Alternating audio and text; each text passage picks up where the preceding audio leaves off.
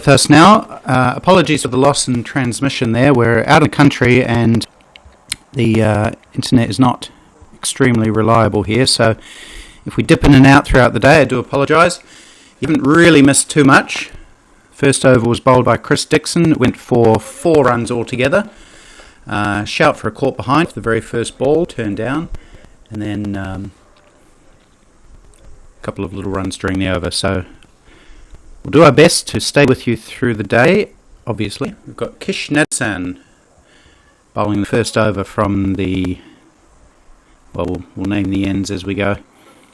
It's from the left-hand side as you look at it. No ball the first. No ball.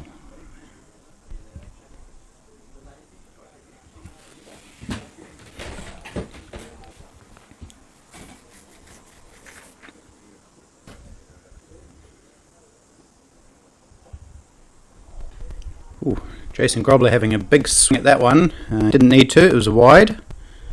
So no ball and a wide to start for Nadasan.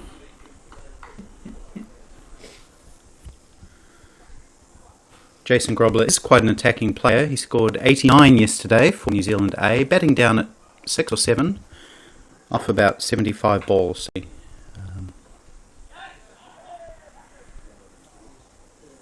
He likes to hit. As you can see here, he hit 5 sixes yesterday, and it looks like he's trying to hit every ball for 6 at the moment.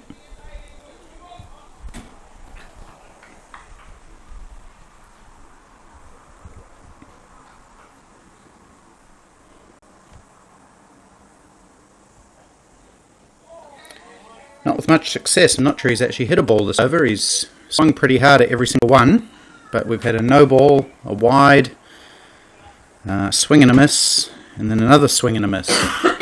So plenty of action without too much result. I'll tell you a little bit about the players as we go through the day. There we go, finally gets one in the middle, does Grobler. Now Kish Nadasan, he's born in Sri Lanka, moved to Australia in 1984, so he couldn't have been that old then. Grew up, learned his cricket in Australia, and he's a physiotherapist, so I'm sure he's a popular man among the team.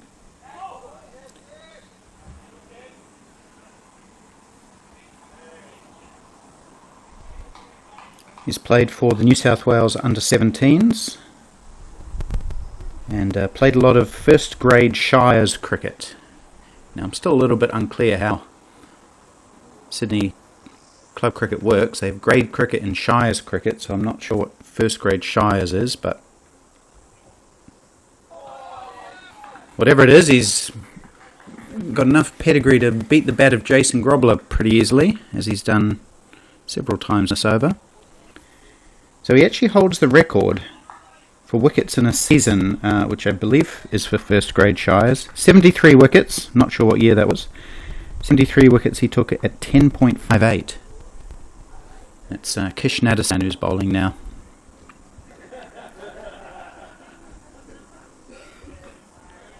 It may have been 2008 actually, because he was Player of the Year that season.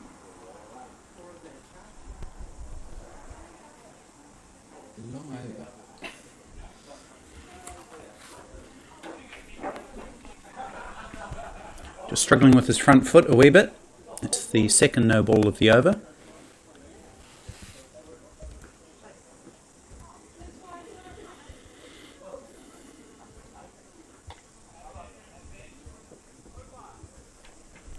So, end of Nadasan's first over. He and Dixon will both be relieved that they've got an over under their belts.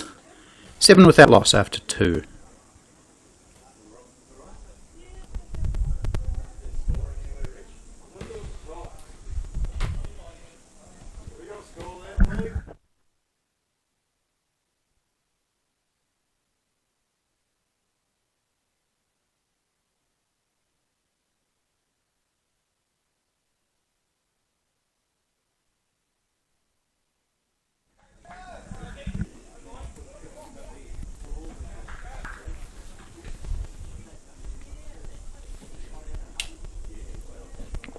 Dixon to continue to Parsons.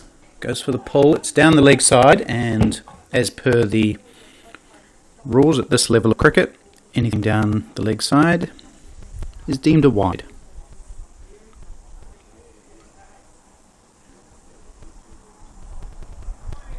So quite a few extras so far. Most of the runs actually coming in extras.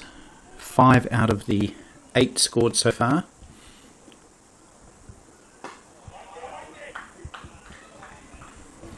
As I mentioned, both of these batsmen are in good form. Leighton Parsons, who's on strike now, he scored 59 yesterday against New Zealand, 83 balls, and that's following up his good club cricket form. Last week he scored 190 not out. So he's in the runs.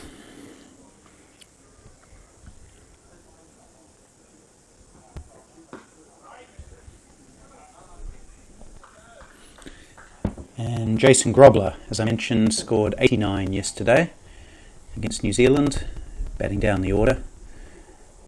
Played the slog sweep, great effect, hitting 5 pretty big sixes.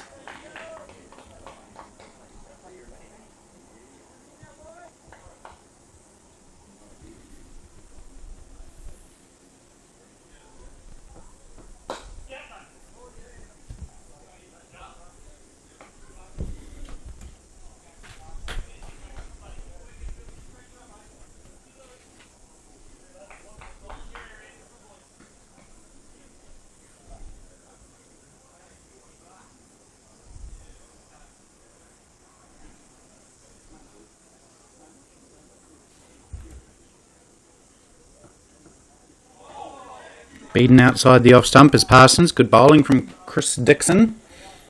He's a big strong man, well over 6 foot. Classic sort of Aussie opening bowler physique.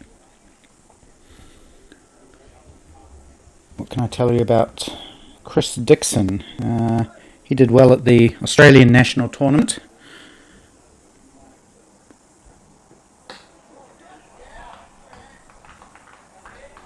He was one of the leading wicket takers there. He took 7 wickets at an average of 13.57. Economy rate of under 3.5. So those are pretty good stats when you're playing against the best Australian over-40s players.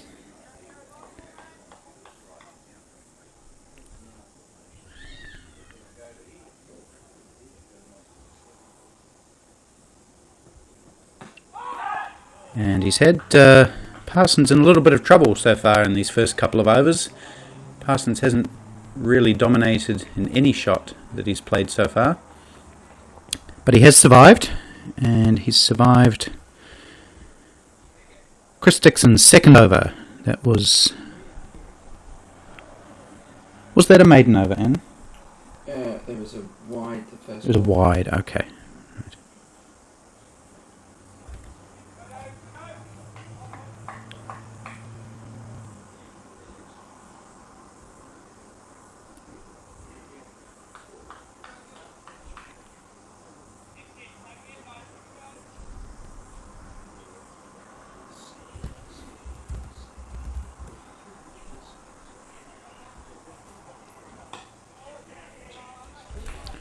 Runs for Grobler.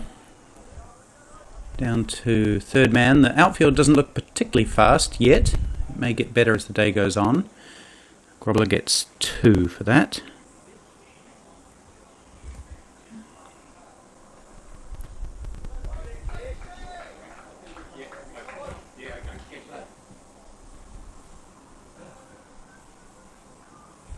Was that first ball? Mm-hmm. And normal service resumes as Grobler tries to drive outside the off stump and makes no contact.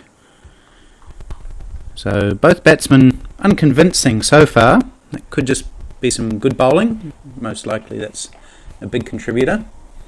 The pitch looks pretty good. I believe it has been producing quite a few high scores recently. There was a Hawke Cup match played a couple of weeks ago, which one of the New Zealand over-40s players was part of.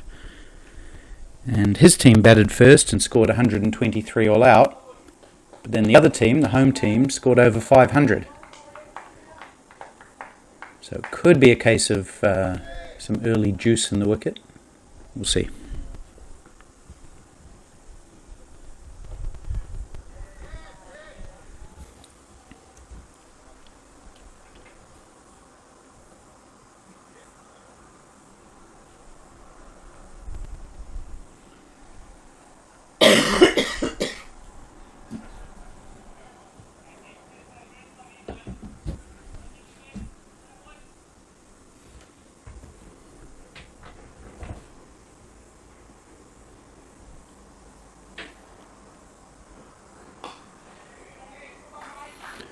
Grobler digs that one out.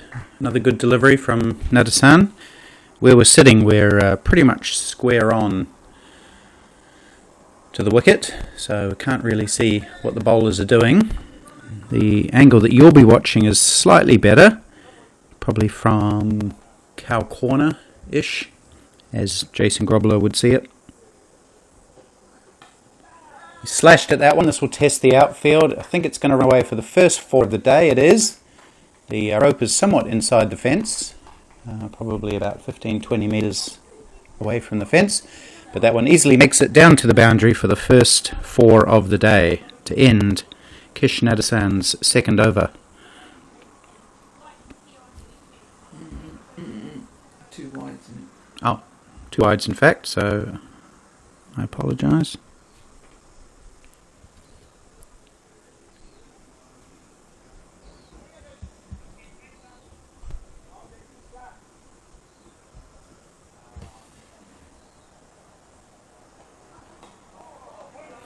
More runs down to that third man area. In fact, this one's going to go for 4 as well. So interesting that there's no third man in place. We saw that yesterday for the New Zealand A team, choosing not to have a third man. In one-day cricket, it's usually, well, almost always, a third man is in place.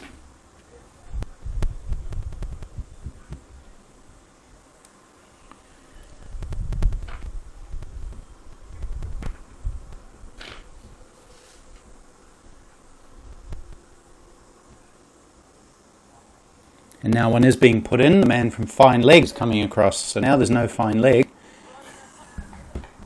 And he's still the only man outside the circle, I believe. So they are allowed 2 more out.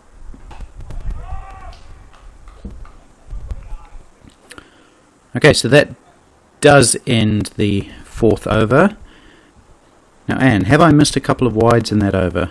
What are Nadasan's figures, please? The last over, it was 2 wide dot 4 4 dot. So his his figures are 2 overs, not for 15. Not for 15. All right, I'll have to correct that as we go.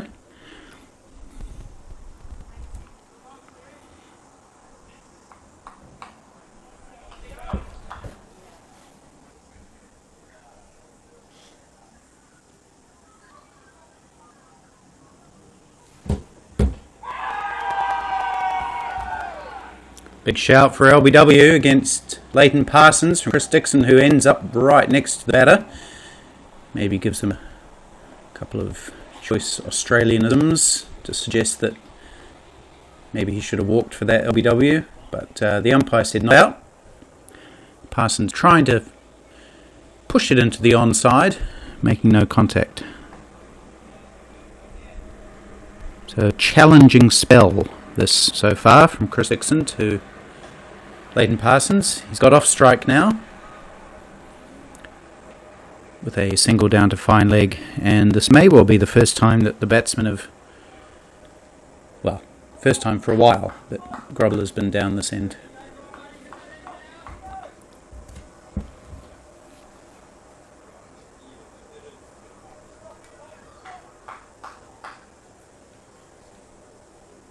A single down to fine leg.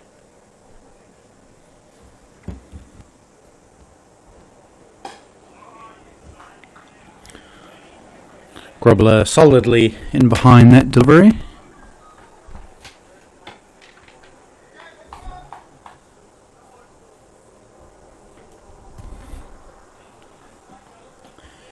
Grobler usually is an opening batsman. He batted down the order yesterday. With New Zealand A only playing 2 games, they want to spread the opportunities around the team.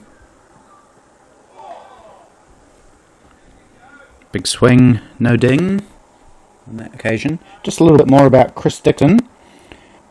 His 2 main nicknames are Dicko and Big D. So I'm hoping those are both based on his name.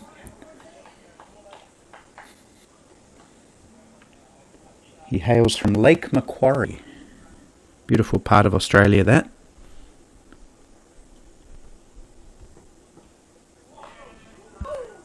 Up on the Central Coast area of New South Wales, I believe. And he's played a lot of first grade there for a club called Toronto. Now, I played for a club called Toronto, but that was in Canada, so apparently there's a Toronto in New South Wales. I'd be interested to hear the history of that name, how it got to Australia. As we see the end of another relatively uneventful over. Just 1 run off it to Leighton Parsons, and that's 5 overs gone for New Zealand A. So there hasn't been a lot of clean timing or stroke play, but they've managed to go at a little bit under 4 and over, 3.8. Those 2 edges down third man in Nadesan's previous over definitely helping in that regard.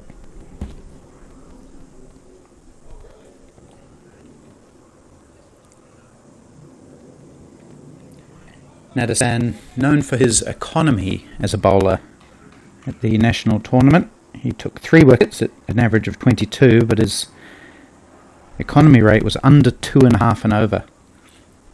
So generally pretty stingy. He's gone for 13 off 2 here, but as I said, most of those coming from those 2 edges.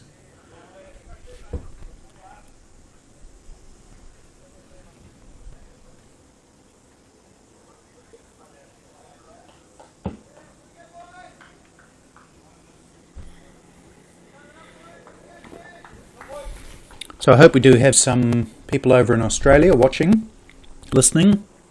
Hope you're well over there.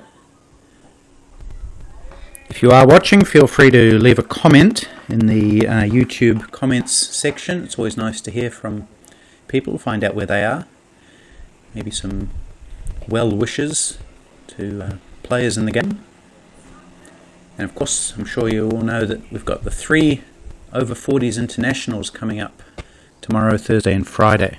We'll talk about those more as we go.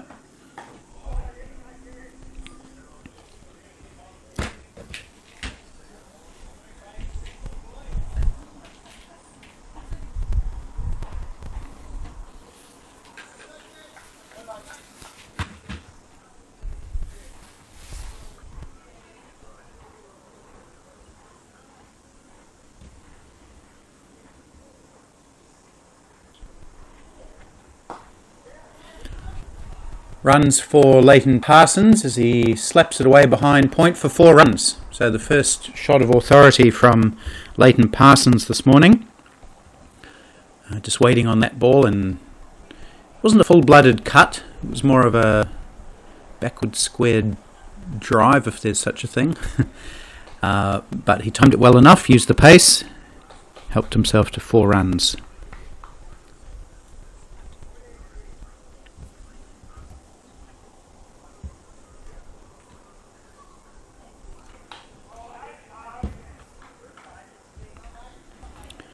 So he's up to 7 now. Leighton Parsons from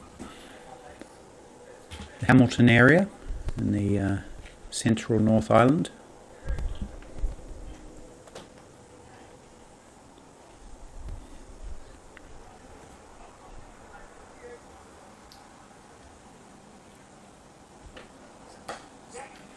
This time he'll take a quick single. He's going to try. Ooh, that would have been out if the fielder had hit the stumps.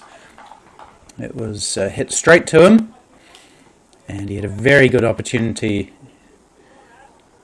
Probably had 2 stumps to aim at, and if he had had a direct hit, I think Parsons would have been jogging on back to the pavilion. but the throw missed by probably about a metre in the end. So a little bit risky from the New Zealand A opening batsman.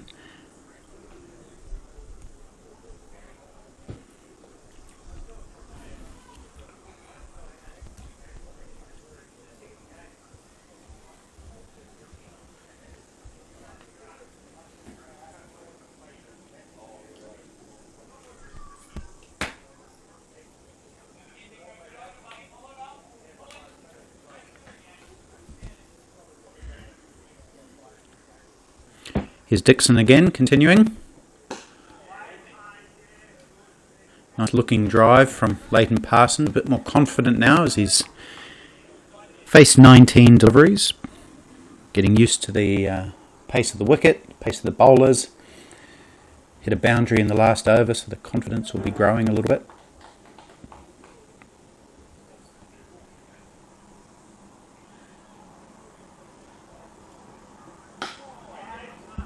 Again, a little bit more confident in that forward defensive, just pushing through it. So it's great to have the Australians over here. They've been wonderful tourists so far, enjoying their time in Christchurch, mixing and mingling with the New Zealand players, getting out and about.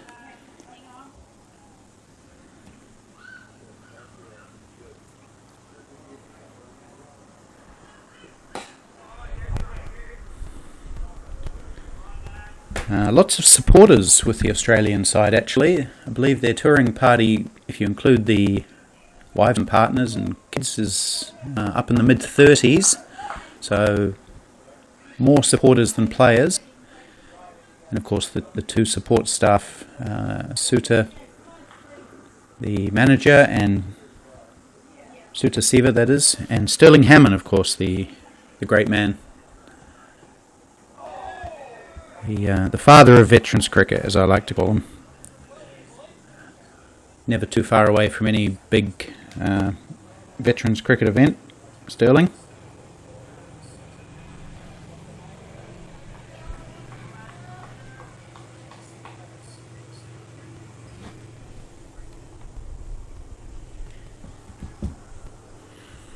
Right, here's Dixon to Parsons again. And even his leaves are getting a little bit more confident now. It's good to see from his perspective.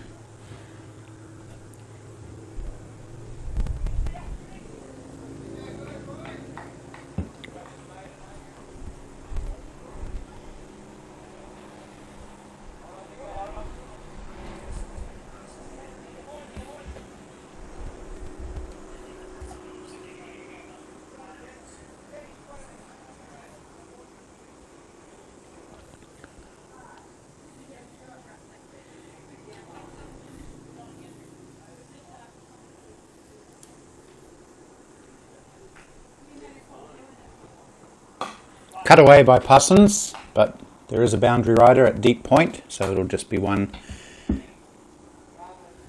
But again, just that confidence growing for Leighton Parsons as he builds into his innings.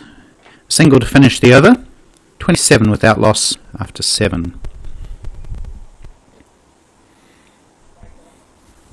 There's an interesting sense of anticipation among all three teams actually, given that there's absolutely no international form to go by. There's never been an international over-40s series anywhere in the world.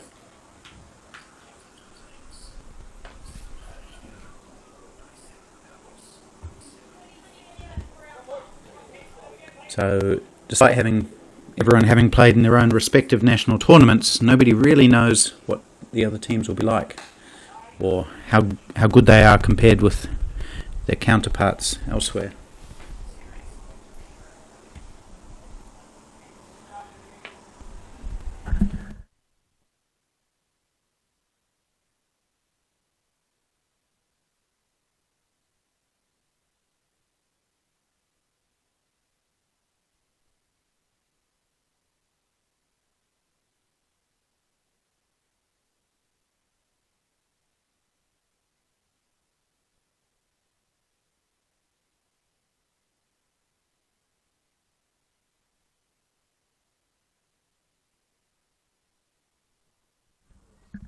2 wides there on that occasion. Kishnadasan straying and the keeper not fielding it cleanly, so they take a run. And there's going to be more runs here.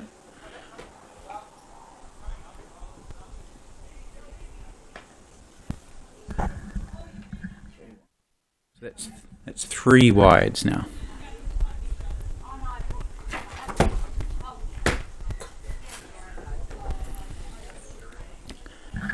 So 5 wides basically off 1 ball in this over, if that makes sense.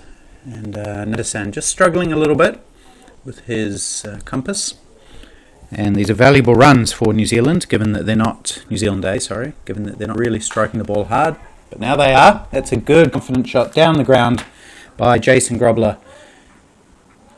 It's the first boundary in front of the wicket for the New Zealand team, and that's more the Jason Grobler that we have seen in the national tournament and also yesterday, striking the ball hard.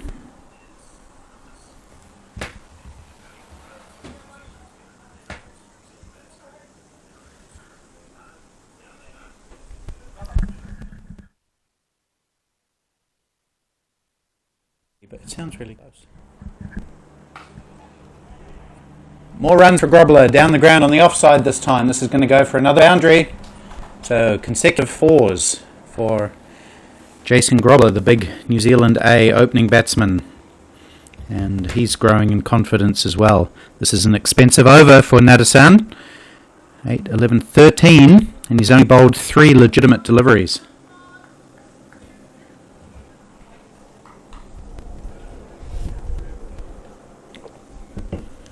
Two powerful straight drives. How can Nadasan respond? This time he flicks it. Beautiful shot, just off his toes into us here in the grandstand here. That was a lovely shot, clearly the shot of the day.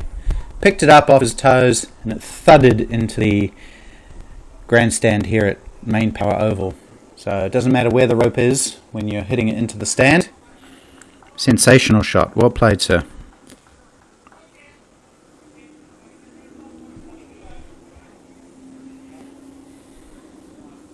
And then all of a sudden, New Zealand A have got their run rate up to 6. And they're suddenly looking pretty comfortable. More runs for Grobler. It's going to be another boundary. Not a lot of timing, but the boundary is fairly short down there. And it had enough to beat Joseph Price running around from fine leg. So 5, 9, 13, 19, 23 runs off this over so far. Still a ball to go. I was talking about Nadasan's economy rate. Well,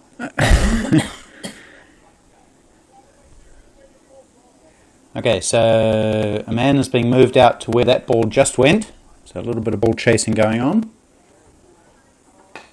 And Grobler does clip off his toes this time, but to Joseph Price at a fine leg. And a bit of an anticlimactic single to end that rather climactic over. 24 runs off it. 50 up for New Zealand after 8 overs. Jason Grobler 30 off 26 now, 5 4s and a 6.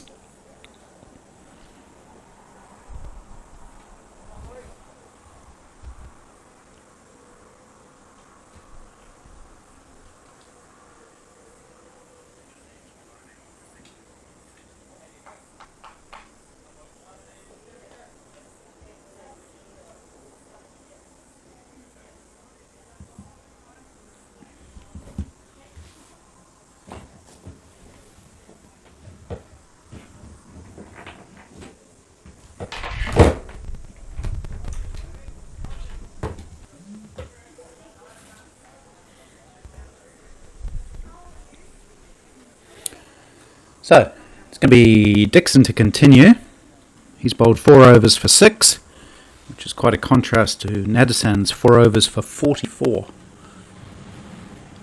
But Grobler doesn't care who it is. He's in full swing now, and he swings that one away, pulls it almost off the front foot really, behind square for 4 runs. So I don't have the exact stats, but in the last 6 or 7 balls that Grobler has faced, he's probably hit about 25 runs.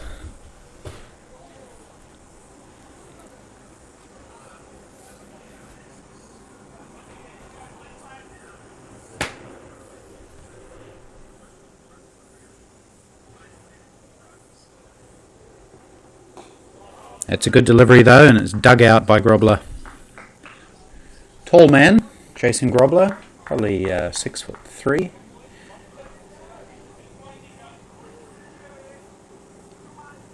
I believe he's originally from South Africa. We had this conversation yesterday, but I didn't establish his origins. A little bit aerial this time, through mid-wicket. There's going to be plenty of runs here. There's a chase on for the fielder who's pretty sprightly out there, and they just take 2.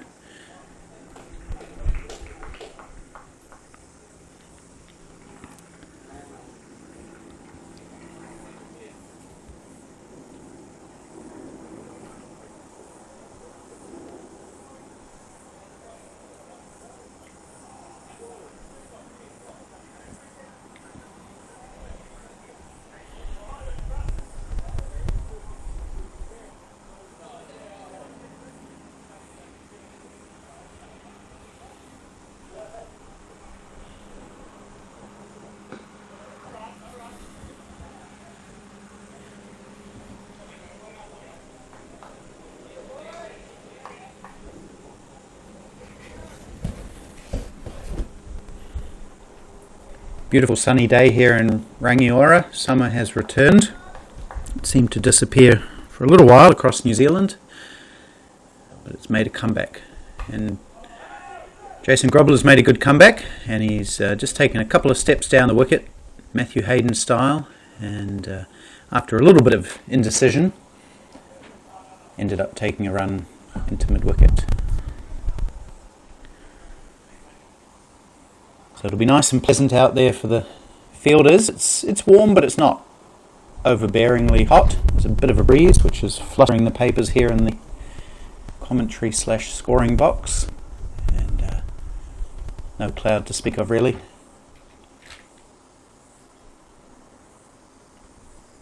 Here's Dixon to Parsons.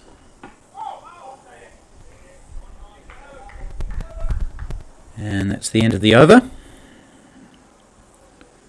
7 runs off that one, so another productive over for New Zealand. They're 58 without loss after 9 overs. That's 6.44 run rate. And I suspect we might see a change of bowler after Nadesan went for 25 in his last one. Let's see who gets given the ball. I think it's going to be Joseph Price. Another big, solidly built Australian pace bowler.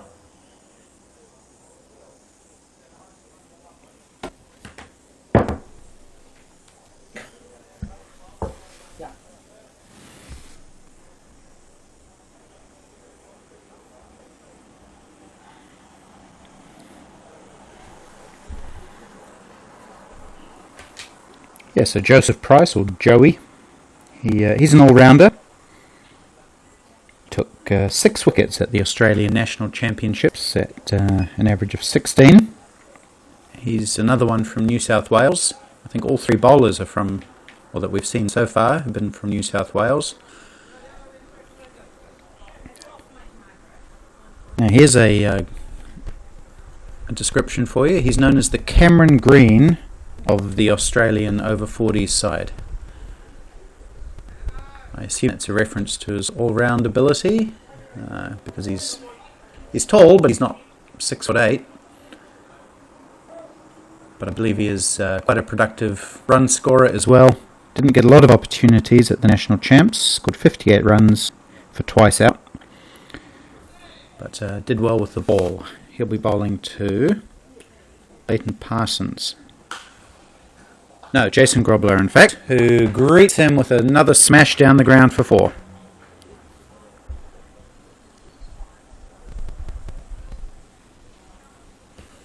So Grobler standing and delivering now. He's got his iron, and anything that's in his section of the pitch is going to be heading down towards the boundary, it seems.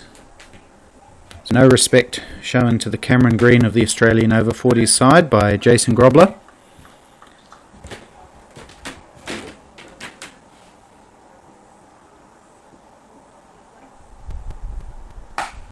Smashes it again. This is going to be 4 more. That was very solidly hit, and it's thumped into the boundary at mid-wicket, straight mid-wicket. So consecutive boundaries.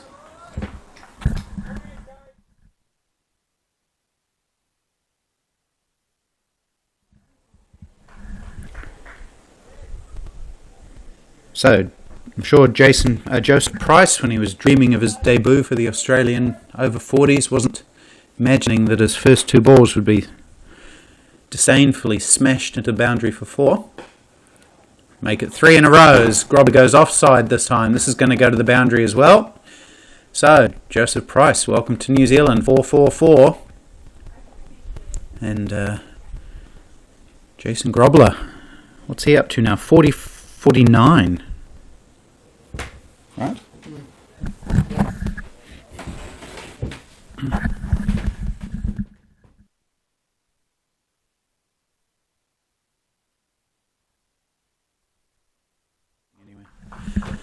So Jason Grobler on 49 now, just one away from a consecutive 50s.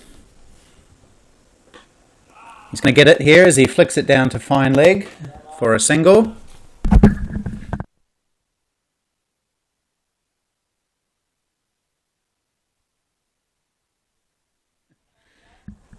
The player is not aware that Grobler has reached his 50, but maybe the word will get to them eventually. Well batted, 50 off 35. Very similar to his strike rate yesterday, where he scored 89. So certainly in good nick, and Leighton Parsons doing his job.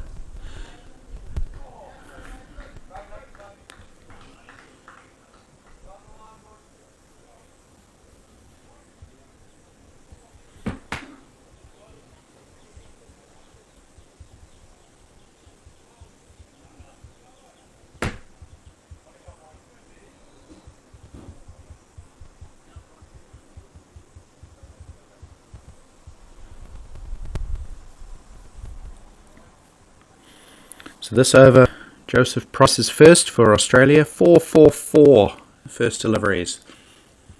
1 straight, 1 to mid-wicket, and 1 through the covers for 4.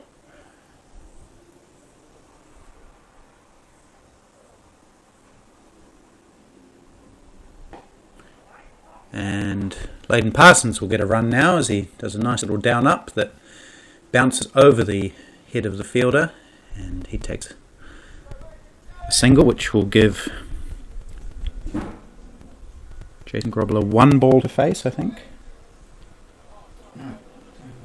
No, it is over. I thought it was.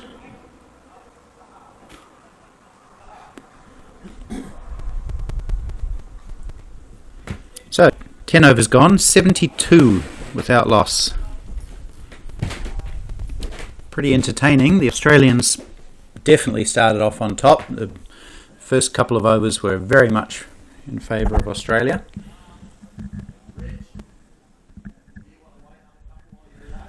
But about, I think it was the 5th or 6th over, the Kiwis just having gotten their iron, just suddenly started to feel a little bit more confident. It was quite tangible, and Leighton Parsons just seemed to be moving into his shots a bit better, and then suddenly Jason Grobler got a couple of out of the middle, and it was all over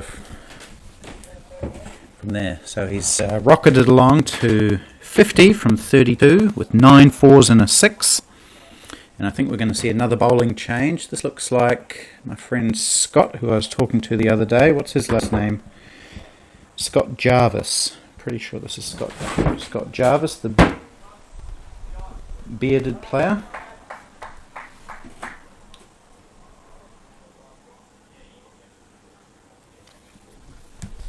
He's been here the longest out of any of the Aussies. Came over a few days earlier with Dane Stevenson and took in some of the sights of Queenstown. Tiana, Milford Sound, beautiful part of the world. So making the most of this opportunity, Scott Jarvis. He's going to have a bowl now to Leighton Parsons.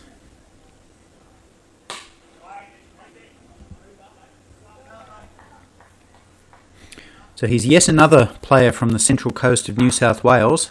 Seems like half the team comes from that area. That's where the national championships were held, so that may have influenced the ability of the players to attend. Jarvis, right arm medium pace. He's bowled a wide on this occasion though.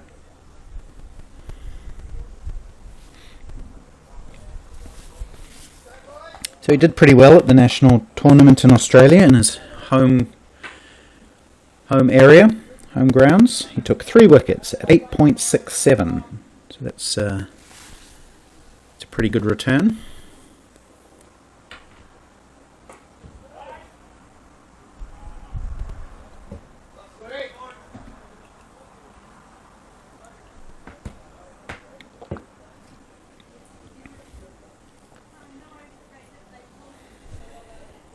So he's played a lot of cricket in his time, has Scott Jarvis. He's been playing first grade since he was 16. Now in his 40s, obviously. Cut away by Leighton Parsons. I can't see if there's a fielder down there. I think there is. And they're going to scamper back for 2. It was well hit by Parsons, but he's picked out the only man on the boundary, I think. 2 runs there. Stephen Baker doing the fielding. Described as a wicket keeper on the little team sheet that we have, but obviously there's more than one of those in the team.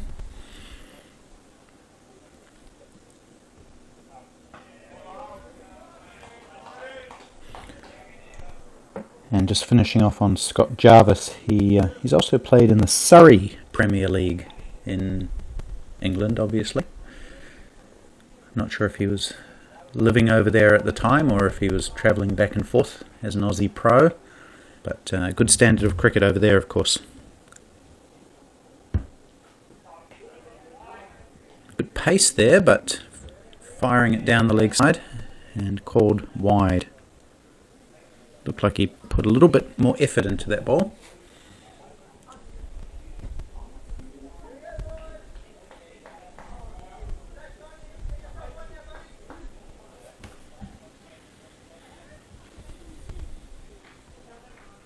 Ooh, that's jumped up on Parsons. Fends it off from in front of his chest. So a bit of aggression shown here by Scott Jarvis. Hard to tell from here, but to me he looks like the fastest of the bowlers that we've seen today. Just a 15 pace run up, but puts a lot in right at the last moment. And unfortunately, he's just sprayed it down the leg side again.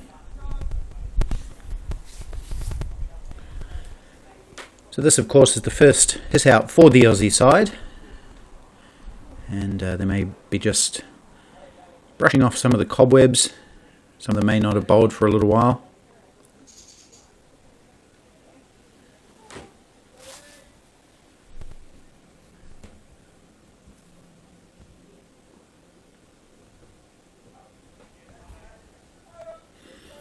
Finishes well. Leighton Parsons leaves that ball alone to finish Scott Jarvis's first over, which went for 5.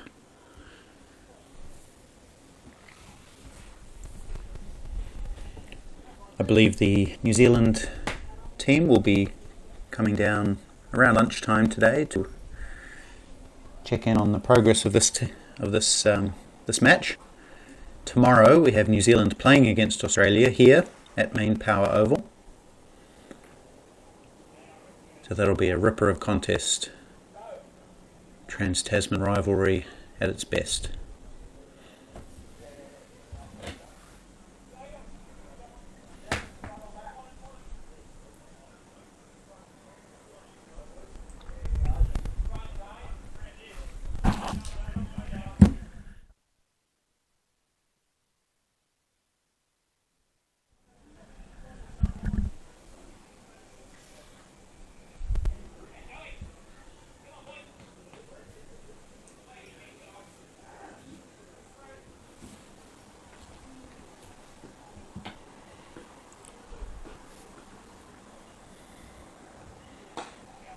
Here's Price again. Grobler's going to pick up a boundary as it beats the man at short fine leg. That little leg lance, and he's acknowledging his 50, which he picked up a couple of overs ago. But the player's not quite aware of that, so it's good he did get some more runs. He's up to 54 now. Consecutive half centuries for Jason Grobler at this level. He's pushing his case for selection in the New Zealand team. What's happened here? He's going to get another boundary, and I think he must have hit it. The umpire's signalling runs. It's a very, very fine leg glance.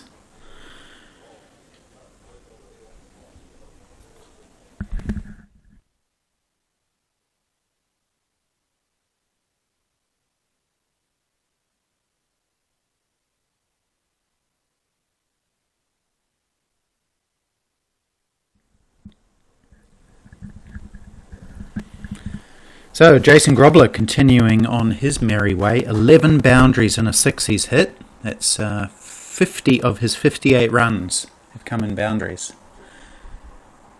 And the outfield's very fast. The rope is quite a long way inside the fence in places. Not sure why that is.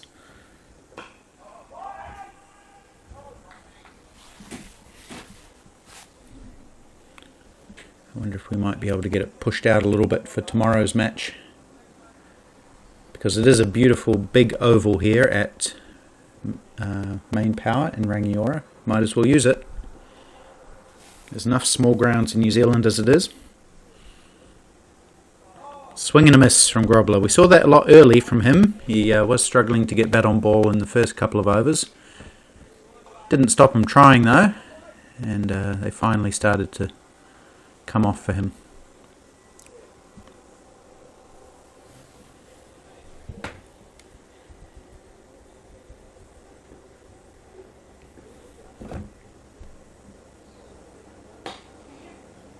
Oh, chance of a run out. If he hits, he's gone. That was some excellent fielding from I'm not sure who that was in the covers, but he picked it up one-handed. I think it might be Danny Batra. Grobler committed himself to the run straight away, but it bounced beautifully into the hands of Batra. All he had to do was hit. Couldn't do that. So it's hard to describe those as opportunities because it's hard to hit the wickets sometimes, but it was a chance for a run out.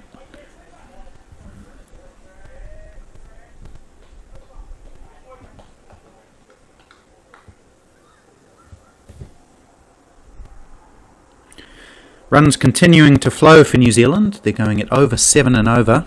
86 without loss after 12.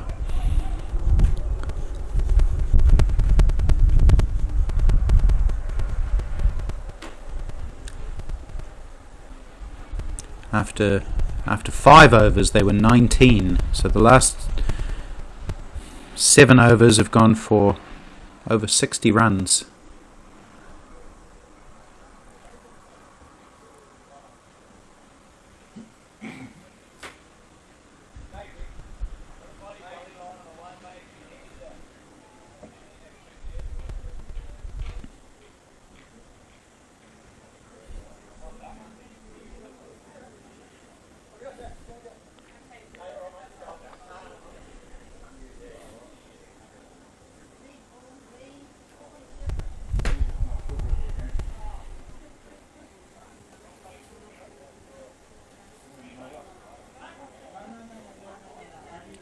Few field changes being made. We've got a deep point on the boundary, a long off for the straight hitting Jason Grobler, and we've got a deep cow corner, I suppose. Those are the 3 men out that you're allowed in the first block of 15 overs. And where's he swung this one? He's inside edge that one. We won't give him too much credit for that shot. He squirted it down to the boundary behind the keeper for four more runs. This will be a little bit frustrating for the Aussies, I think. They came here with high expectations and they probably thought that they'd have the better of the NZA batters, but a few frustrations maybe creeping in. Oh, he's knocked himself off his feet here, Grobler. He's slipped down, done the splits and hit the ball for 4. You don't see that all the time. He went to hoik it away on the leg side, lost his footing. Legs akimbo on the ground, and he had hit it well enough before he lost his footing for the ball to go into the wide long on boundary. So again, consecutive 4s for Jason Grobler. 67 he is of 42. And New Zealand A racing up to 94 without loss.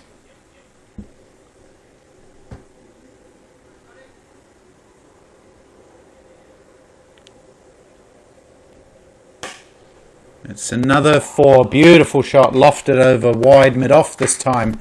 1 bounce for 4. Grobler having everything his own way at the moment.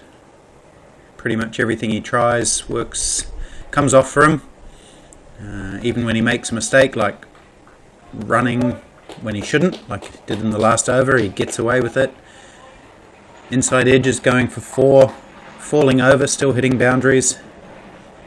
It's all coming up Grobler at the moment.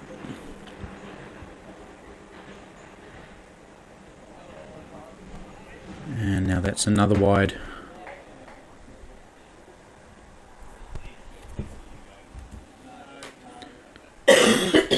So the Aussies not completely blameless in all this. They have conceded 16 extras, 14 wides, a no ball and a leg bye.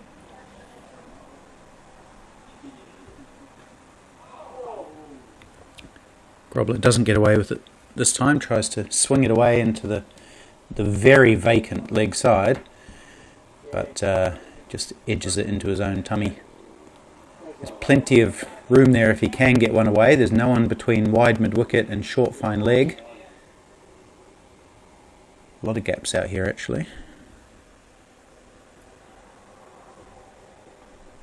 And he does get the ball. Actually, it's fine of short fine leg, who's got a chase, scurries after it. And the batsmen come back for 2. And that's the century up for New Zealand. 101 without loss in just the 13th over. Very good start for them. Nearly 8 and over they're going at.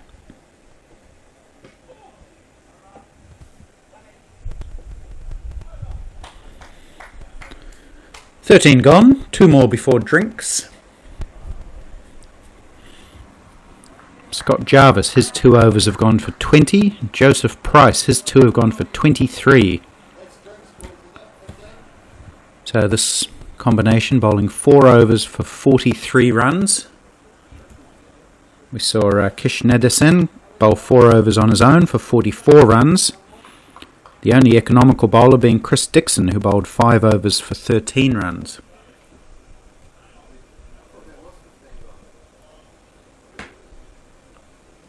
So in fact he's the only bowler to go for less than 10 and over.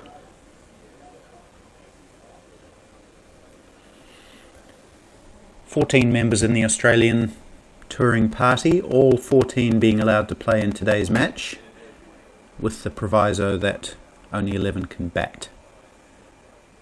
So no limit on the number of bowlers that can be used. So I'm sure Australian captain Brian May will juggle his bowlers around to give them all a go.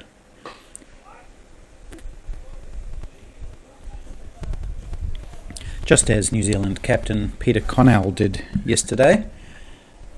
Similar playing condition, 14 players allowed to participate.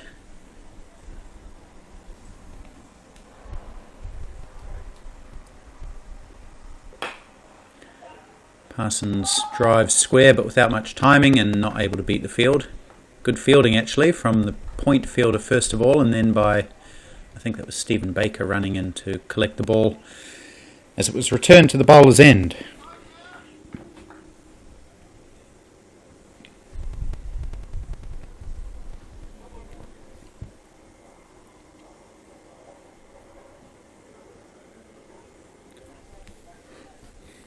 Here's Price again to Parsons, who dabs it into the gully. They take a quick single as it's just parried away by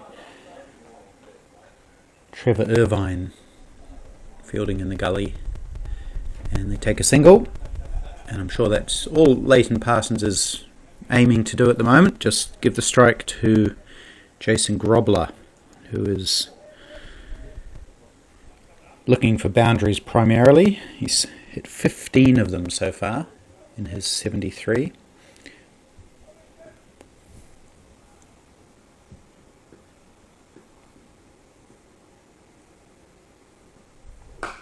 Knocks himself off his feet again. Good piece of fielding, chance of a run out again.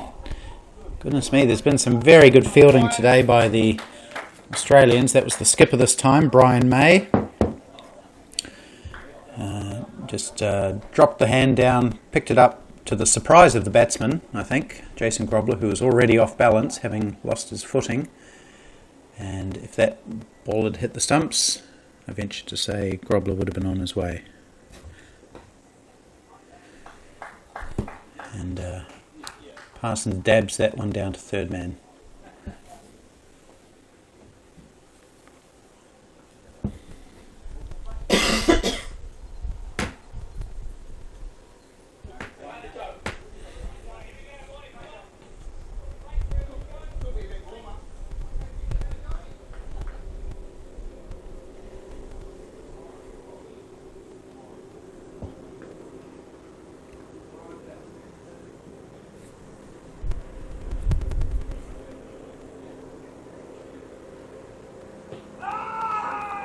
Shout for LBW from the bowler and the bowler alone.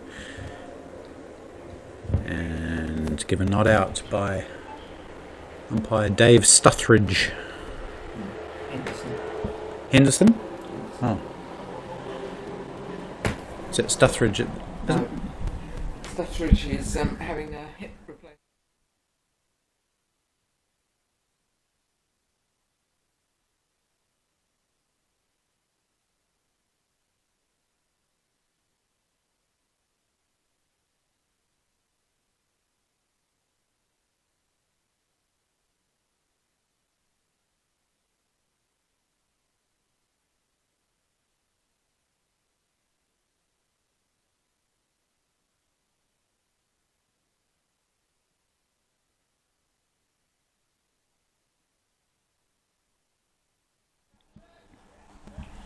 Okay, I think we're going to see another bowling change. Now this could be Suresh Pereira. I think it is. Now I'm very interested to watch him bowl. I'll just confirm that first of all. Number 10, looks like him. I'm just trying to confirm the number on his back. I'm pretty certain it is. Yes, it is. It is Suresh Pereira. And the reason I'm interested to watch him play is because he is a former Sri Lankan international. Played tests and one-day internationals for Sri Lanka. So obviously a very good player. Looks like he's bowling some quick off-spin.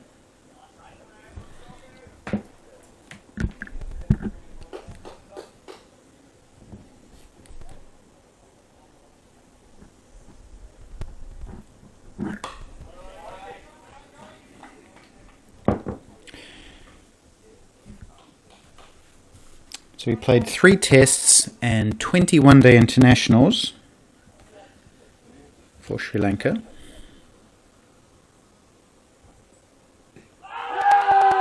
Could get a wicket here. The umpire's thinking about it. Says no, as Parsons was on the sweep. He's best known, actually, Pereira, for a match-winning 56 not out that he scored against New Zealand for Sri Lanka. It was some sort of high-profile match, I believe. So good batter, good bowler. Sort of runs in like a slow medium, but I believe he's bowling off spin. Again, hard to tell from this angle. And he moved to Australia, Western Australia, in 2009. And he's played first grade cricket there since. So So that's a pretty good standard.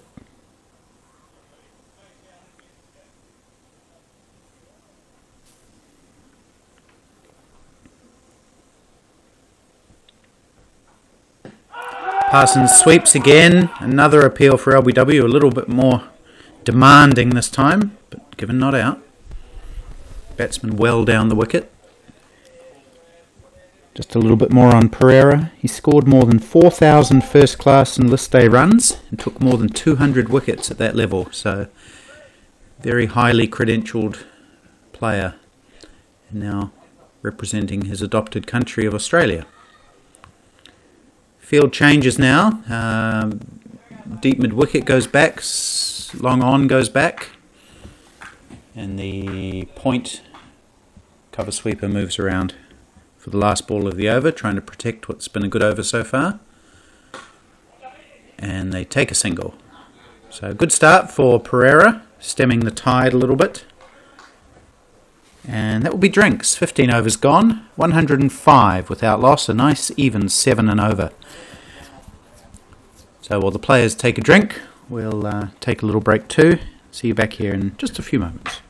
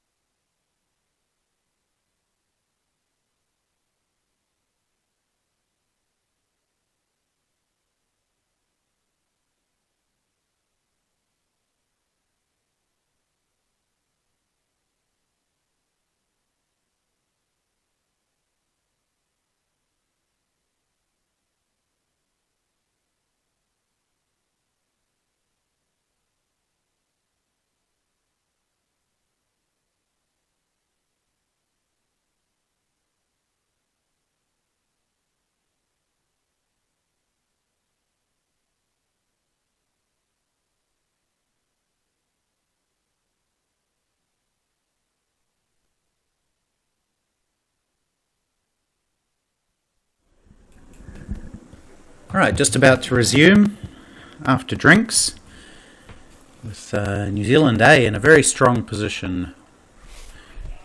Let's try this. 105 without loss after 15 overs, New Zealand A, primarily due to Jason Grobler's 74 not out from 48 deliveries, 14 fours and a 6. He'll be off strike to start with. It'll be Leighton Parsons, who's faced almost as many deliveries for just 15 runs, but serving a good foil for Grobler. Trying to get him on strike. And it's Joseph Price to continue. He's, like most of the Australian bowlers, been a little bit expensive. None for 26 from 3.1 overs. Fantastic day here, lovely and sunny.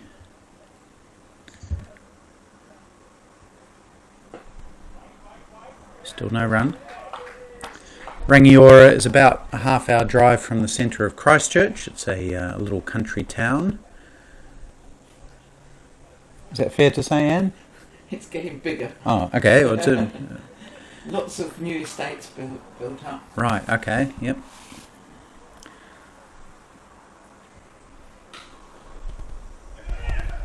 Ooh, that was an interesting piece of cricket. Parsons hit the ball back to the bowler. It landed right in his right hand, and he fired it back at the stumps, showing some of the aggression that Australian cricketers are known for, and hit the stumps in fact, but the sprightly Leighton Parsons had managed to get his bat back in the crease. No harm done.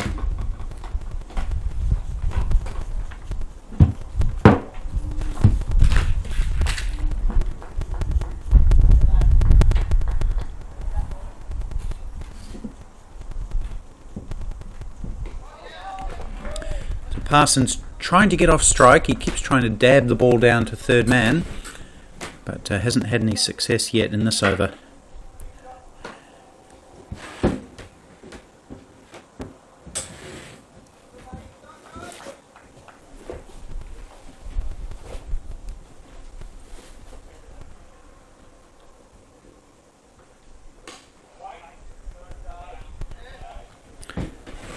Main power oval, a fantastic facility, white picket fence all around, nice grandstand pavilion that we're sitting in now, first class ground and facilities to match.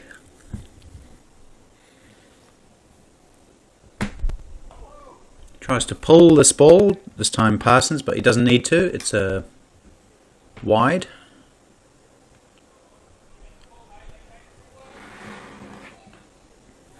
So this is the home ground of what's known as Canterbury Country, which is basically Canterbury minus Christchurch, I believe. Quick single taken here to Parsons. A little bit late in the over for the purpose that it was serving, which was to get Grobler back on strike. So he's actually going to retain the strike for the next over. Is Leighton Parsons. Country are Hawke Bay, Hawke Cup holders.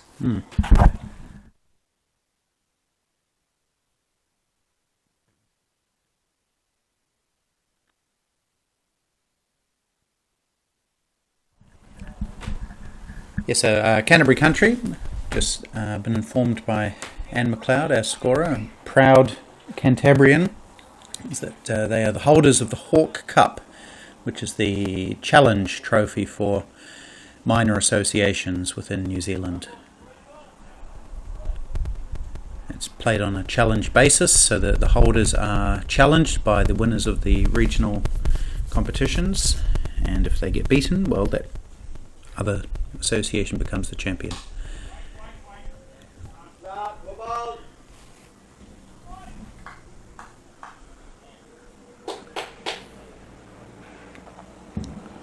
Pereira continuing. He's done well to stem the flow of runs. And again, Parsons trying to dab the ball, but suddenly all those gaps that seemed omnipresent a few overs ago are closing up, and the Aussies just creeping in a little bit on the circle, sensing that they can string a few dots together, get a bit of pressure going. Although Parsons does relieve that pressure a little bit with a single into the onside. So, how will Jason Grobler play? He hasn't seen much of the strike recently. He hasn't faced Suresh Pereira yet. Will he take a few balls to have a look? He's counting the boundary fielders, so that suggests he's looking at his gaps, seeing where he can hit 4s and 6s. The boundary riders are a mid-wicket, long on, long off, and cover. 4 out, which is what Australia's allowed in this second block of 15 overs.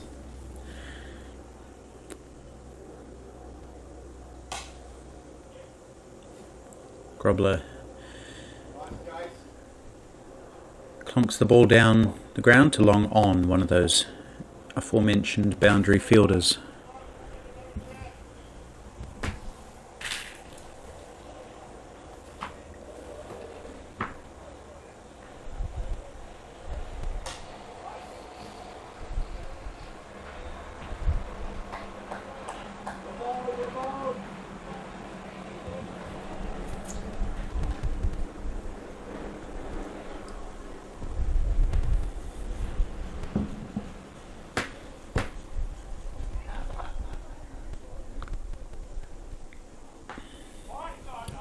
Swung away by Parsons, but straight to one of those close-in fielders.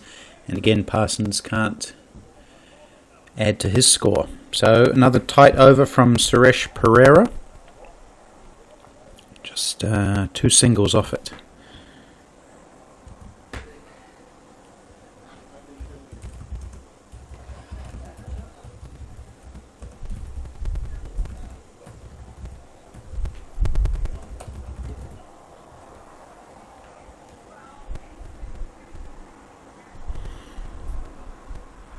So his full name, Suresh Pereira, is Anhetige Suresh Asanka Pereira. Not too bad by Sri Lankan standards. Some of those guys have 9 or 10 names. Just looking at his Cricinfo page, he was at one time considered to be the most naturally talented all-rounder in Sri Lanka. We'll come back to that maybe when he has another over. Here's Joseph Price, bowling to Grobler, who flicks it nicely off his pads for another boundary. That was a classic cricket shot, that one. He's good at that shot.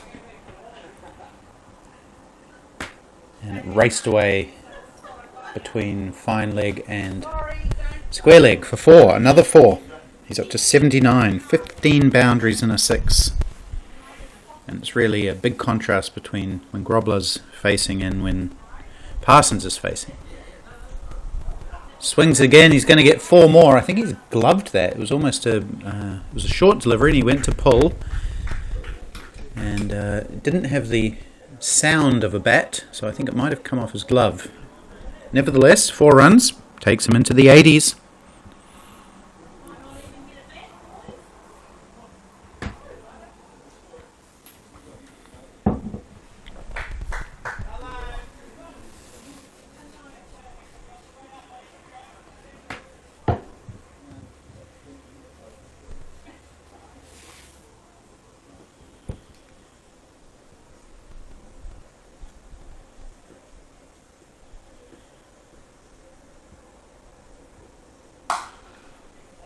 It's a bit of a cross-bat hack. Another shy at the stumps from Brian May. They're not having much luck with the direct hits, the Aussies. They've done really well on a few occasions to pick up the ball and fling it at the stumps, but just haven't managed to hit them. It was not Grobler's most beautiful shot of the day. This time he just picks up a comfortable single down the ground. So 9 runs off these first 4 balls. Grobler hitting 2 consecutive boundaries. And the run rate overall, despite a couple of quiet overs, is still 6.7.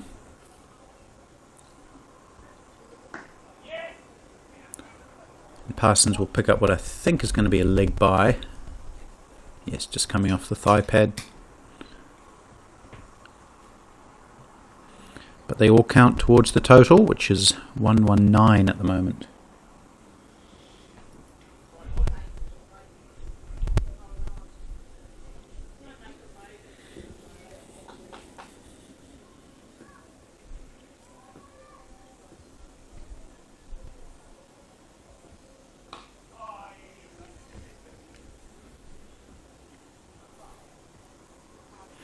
Nine runs plus a leg by in that over. 18 gone, 119 without loss. So, the Aussies still looking for their first wicket on tour. I'm sure they wouldn't have thought it would take them this long to get it.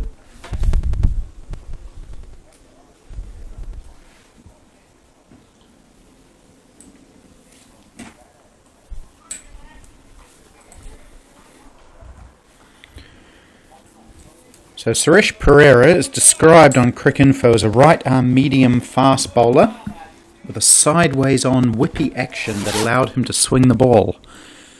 So, although he looks like he's bowling off spin, maybe he is actually bowling medium pace. It's short and pulled by Leighton Parsons in front of square. They'll take 2.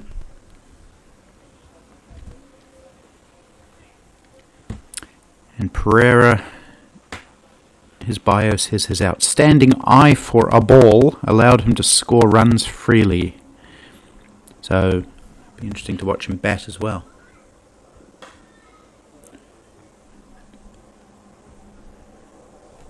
Right, good batting from Leighton Parsons. He's done his job. He's scored a 2 and a 1. He's got the big hitting Jason Grobler back on strike.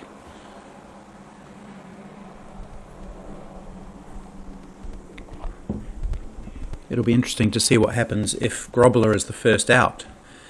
How that affects the scoring rate. He is the main hitter in the side.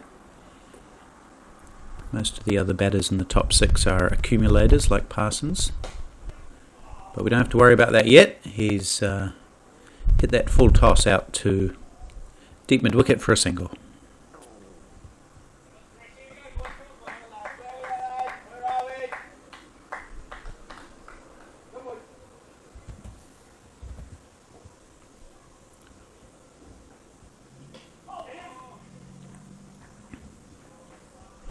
Good batting from the NZA guys. Runs off every ball this over.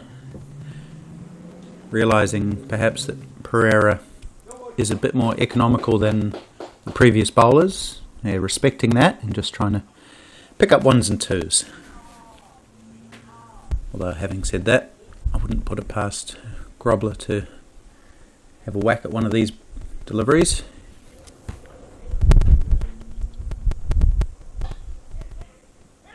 Happy to pick up another single.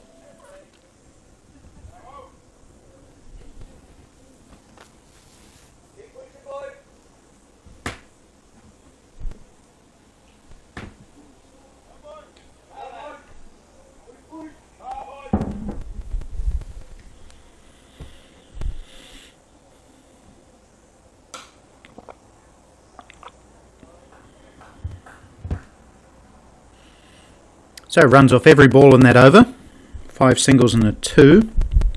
That's a total of 7.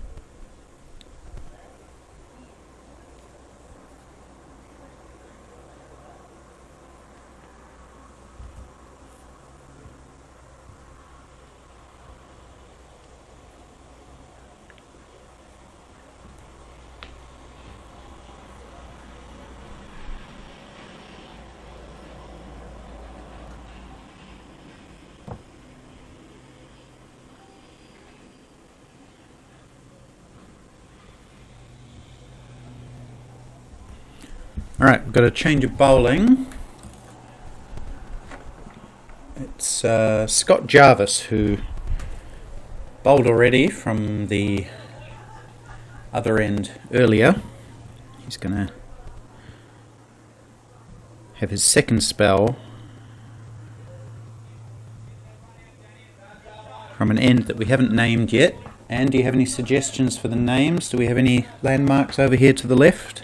I think there's a cemetery over there. Oh, okay. A little bit macabre. What about on this end? Well, that's the town end. Okay, so town end, right, country end, if you like. But it's all country. No, quite, cemetery, then country. Quite like the cemetery. It's a little bit dramatic.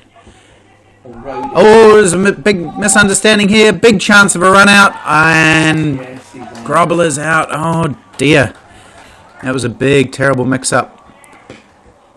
Grobler called for the run. He was basically shaking hands with Leighton Parsons. When Parsons said no, he turned his back on Grobler, and Grobler had to race back. There was a little bit of admin to be done by the Aussies to take the bales off, but they did that efficiently, and he was probably run out by about a metre as it happened. No, I didn't unfortunately notice who the fielder was. We'll see if we can work that out at some point. Finally, the Aussies do collect a wicket. It's not to the credit of the bowlers, but to the fielders, who have actually done very well so far, as I've been mentioning. So they did deserve a run out, and we might see. I wonder if it's this chap here. Yes, I've had a feeling he ran over and. Is that Baker? Yeah, no, it wouldn't have been him. Maybe number 7 here. 7, Trevor Irvine. Who's the new batsman? Hang on. Should be the captain, James Mackey. 3.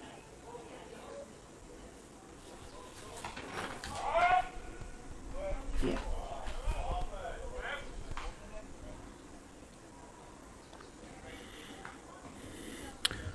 Okay, so that's the end of Grobler. Sadly, from an entertainment perspective, he was batting very well and doing by far the bulk of the scoring for the New Zealand A team. He's out, and the New Zealand captain is in. As Leighton Parsons gets a streaky boundary, edging it through slips for 4. So maybe he's going to take on the scoring mantle that has been abdicated by Jason Grobler after that big mix-up. And they were doing so well, those two. 126 they'd put on. And they didn't really look like getting dismissed, except for a run-out. And that's what happened in the end. So shame for Jason Grobler. What did he end up with? Oh, we don't know. 84 or something, I think. 86 or 53. 86 or 53. Excellent innings.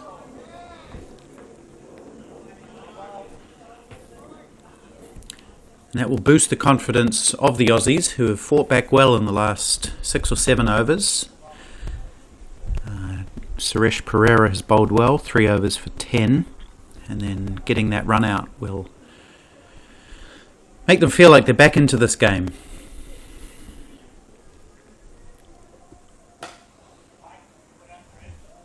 Especially with the dismissed batter being Jason Grobler.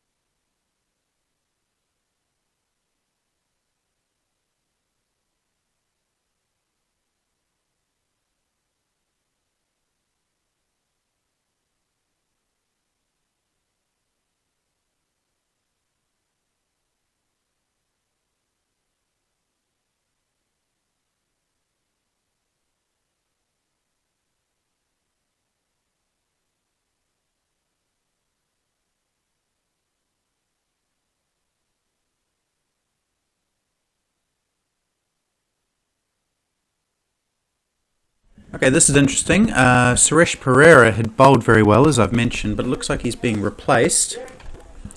I think this is Richie Wild. He's got the ball in hand. So Pereira, having bowled 3 good overs, has been taken out of the attack, replaced by Richie Wild. Maybe sensing an opportunity against the left-handed James Mackey. I'll tell you a little bit about Richie Wild as we go.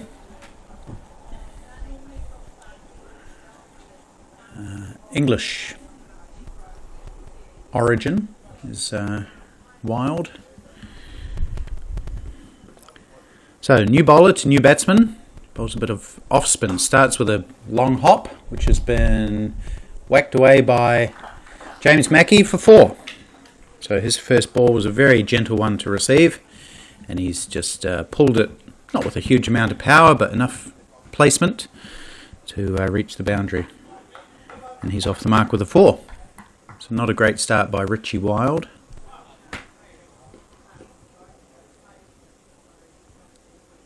That's a bit better. Chance of a LBW, big appeal, not out though. And the umpire is pointing to where he thought the ball would have gone. So that was a much better ball from Wild.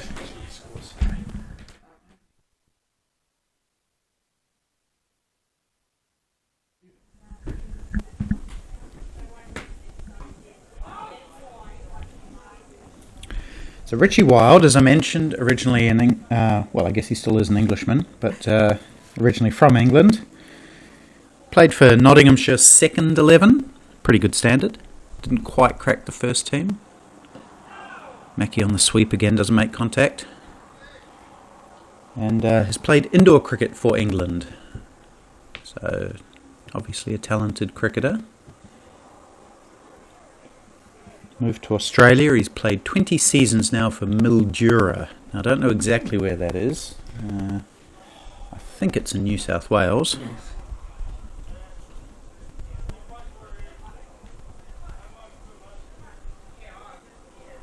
Is it on the border of there in Queensland somewhere?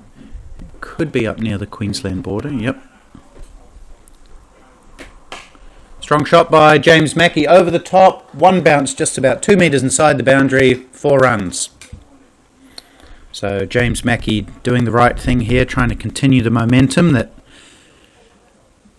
I was about to say Bruce Grobler. What's his name? Jason Grobler set earlier. He's hit 8 off 5 balls and not allowing Richie Wild to settle too much. He's tried the sweep a few times. That more of a slog sweep.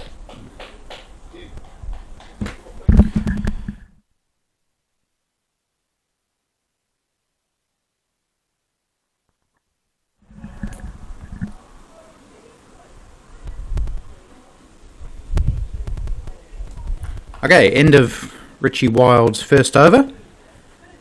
8 off it, and we're at 138 for 1.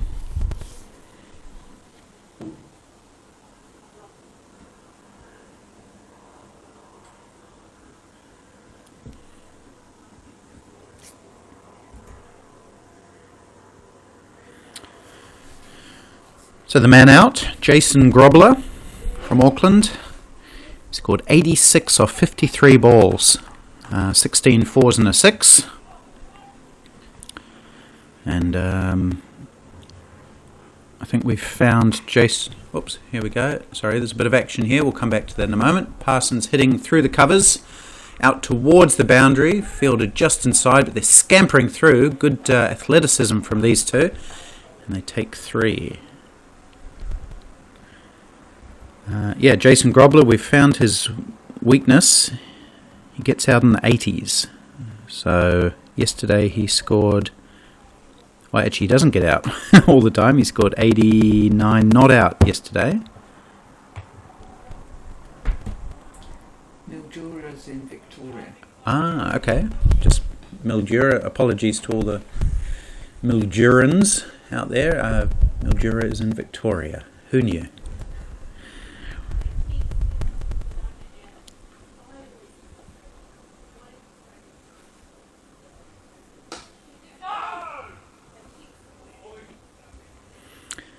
Yes, so just quickly back onto Jason Grobler. Scored 89 not out yesterday, 86 today. That's 170 odd runs for once out. Pretty good weekend for him.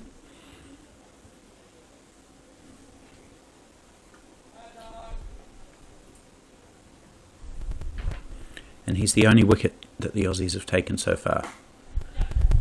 Cut away by James Mackey. I think this is going to go for 4. It just beats the fielder into the boundary. So another boundary for James Mackey, sorry. That's his third. The NZA captain, 12 off 8 he has. And the run rate not slowing down too much, which was the concern, I think, for the NZA team with the dismissal of Grobler. But they've kept it going nicely. 6.74 is the run rate. Jarvis again. And Mackey plays a similar shot, but straight to the gully fieldsman.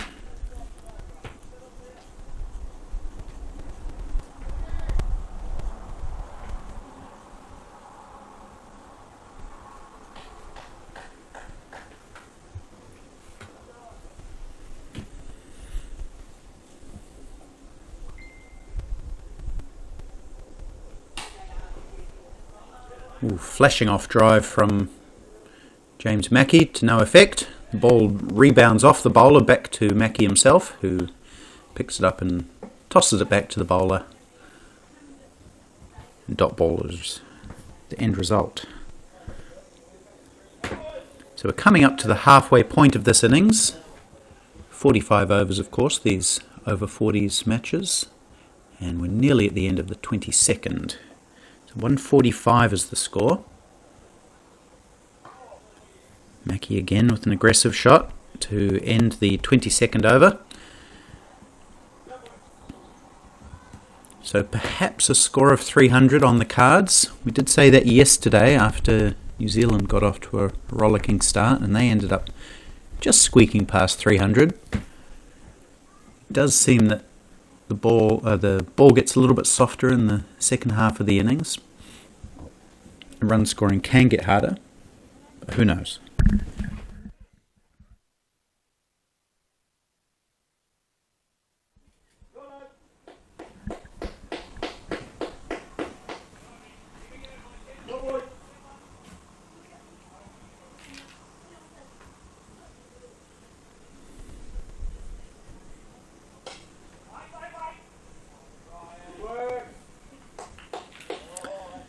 So Richie Wild continuing. He's, according to his bio, he's more of a batsman than a bowler. Batting all-rounder, let's say. Quite a lot of batting in the Australian lineup. Everyone seems to be described as a top-order batsman, so Captain Brian May will have some decisions to make. You can't have 11 top-order batters. Sweep shot, appeal for LBW. Umpire has a think about it, says no. But if Australia do have 11 top order batters, they will at least feel confident chasing whatever NZA can set them today, knowing that they bat deep. Single here, another good piece of fielding. Their one-handed pickups have been excellent today, the Aussies. They've done it 7 or 8 times, and they do have a run out to show for it.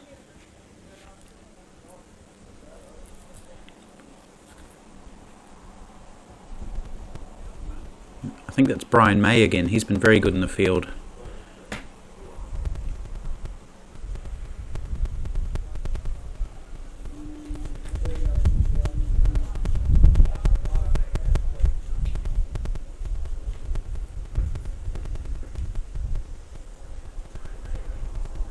It's short, cut, but straight to the man.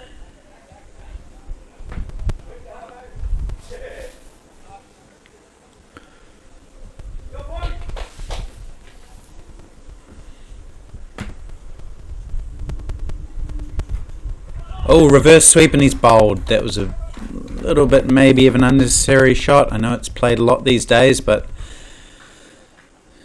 you maybe don't expect your captain to play that shot when he's on 12. Tried to reverse sweep and missed it completely, out bowled. Second wicket for Australia and first to a bowler. So their first individual success on tour. Richie Wild bowling the New Zealand captain James Mackey for 12.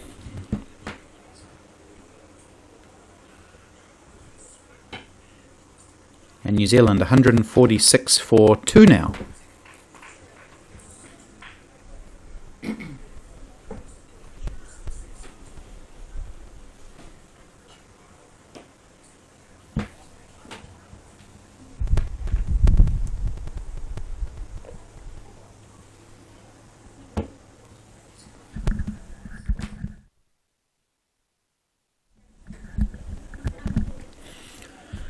Mark Colkin is the new batsman, number 7.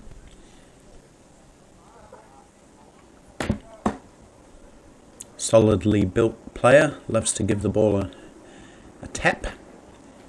As I mentioned yesterday, did play some first-class cricket for Central Districts. Now lives in Australia, in Darwin. Has a painting business or something up there, I believe. And plays cricket in the local first grade competition up in Darwin. Didn't really get going yesterday. I think he just scored 1 or 2.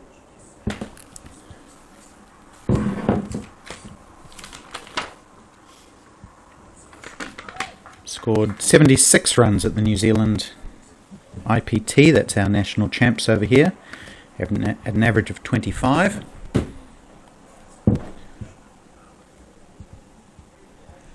But he won't be on strike. It's Leighton Parsons, who's batted right through this innings again. 30 heres off 73 deliveries. It's a strike rate of just 41.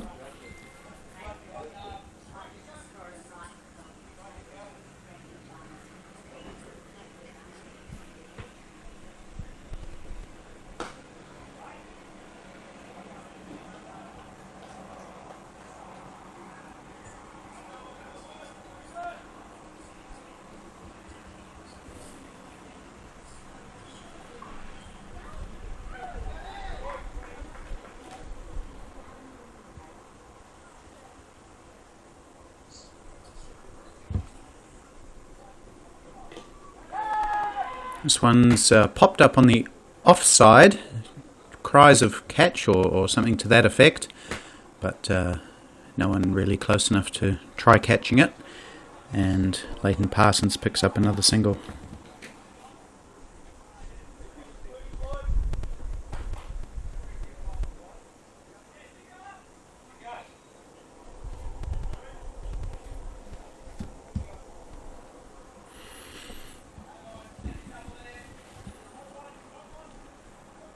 I am aware that there is a bit of a delay between the audio and the video.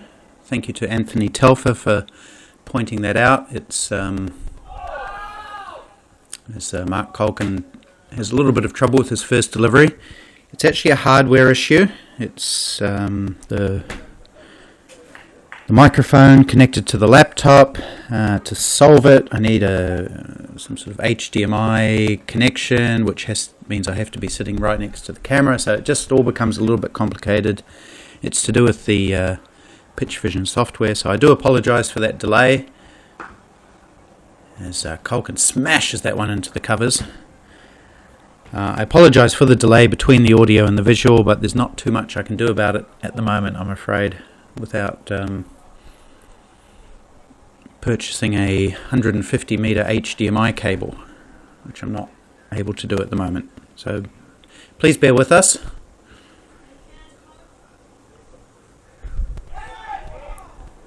This one's going to go for 4 runs of some description. Runs off the bat. I thought it had come off his thigh pad, but he got some bat on it, did Colkin, and he's off the mark with a boundary down very, very fine, past the keeper.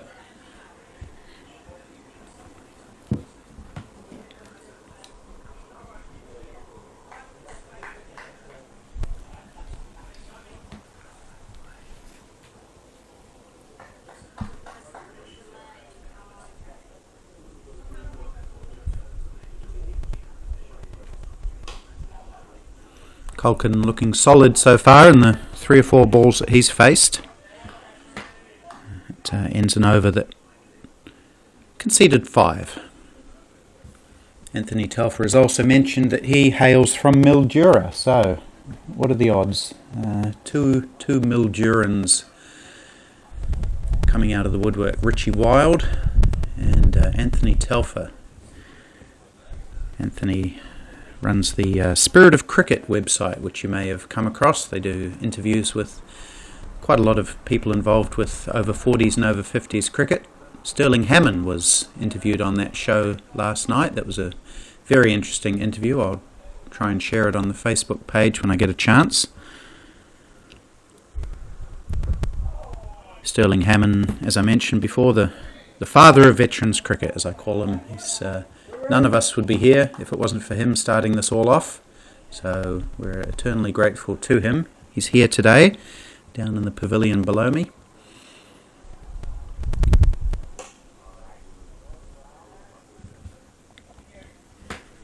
And thank you to Anthony Telfer for the work that you do promoting veterans cricket. You did a great job putting up the Australian over-50s championships last year. That one balloons up,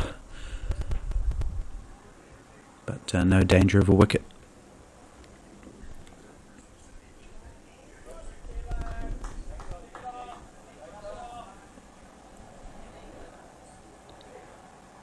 Ooh, good length from Richie Wild, tucking up Parsons, who hasn't really got out of first gear in this innings so far. He's started slowly and he's continued slowly. And that was fine when Grobler was there, scoring quickly, but needs to get on with it a little bit. He does on this occasion, cuts it away. It's gone out of view for where I am, and I think it's going to go for 4. It does. So just as I was implying that he was batting too slowly, well, I think I said that, he picks up a boundary, so good for him.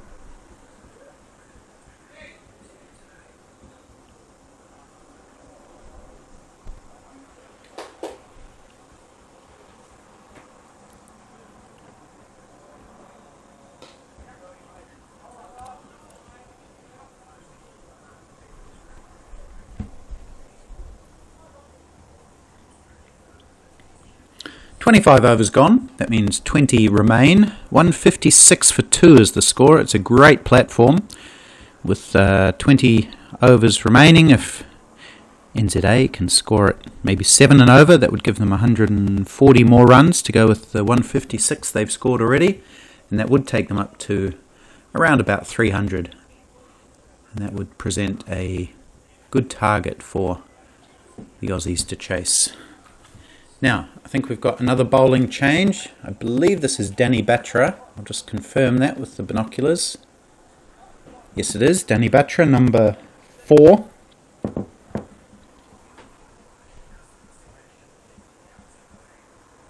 He's replacing Scott Jarvis, who bowled 5 overs for 36.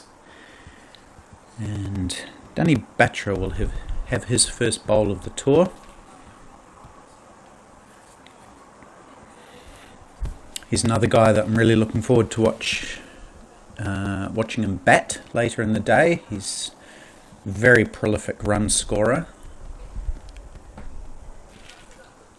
He averaged 77 with the bat at the Australian National Champs with the highest score of 123.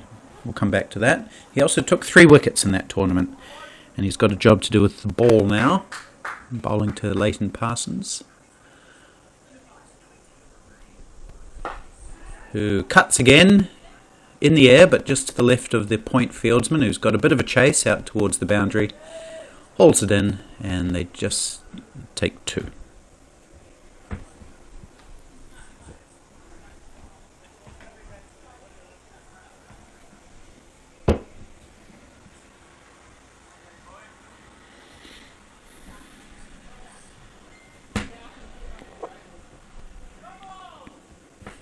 Bowls a no ball.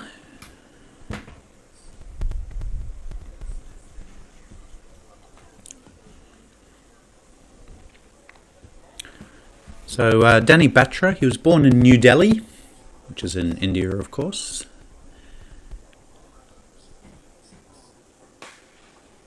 It's a good solid shot from Parsons. He's only going to get one though. A lot of effort to whack it down to long off. Moved to Australia, in 1984 did Danny Batra, just like Kish Nadesan, and has lived there ever since. Nice drive from Mark Culkin, also up to long off, who scampers in. Good fielding from that man up there. Now, Danny Batra plays a lot of last man stand cricket. We talked about last man stand yesterday in the context of Nigel Collins in the New Zealand team. Pulled towards us, that is 6 runs. Nice shot by Leighton Parsons, his first 6 of the day. That came straight towards us here in the commentary box. Landed a little bit below us in the end, but well played by Leighton Parsons, who's got himself up to 45 now. That was not a great delivery from Batra, short and hoisted away by Parsons.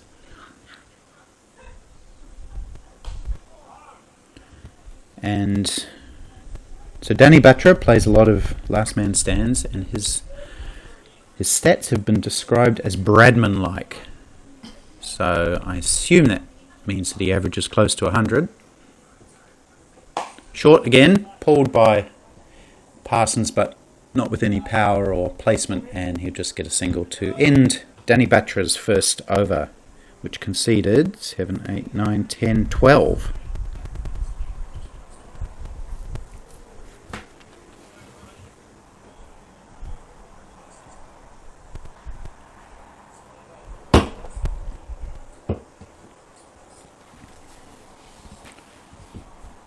So I was talking yesterday about Nigel Collins being the number 1 ranked all-rounder in last man stands cricket in the world.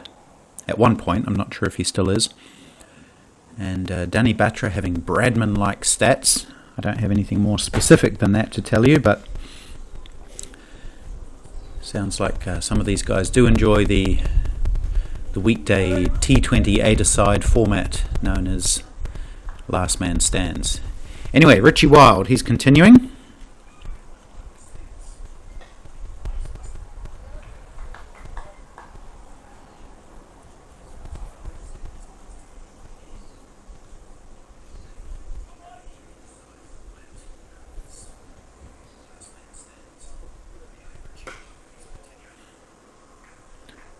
Parsons pulls again, just for a single to the mid-wicket sweeper.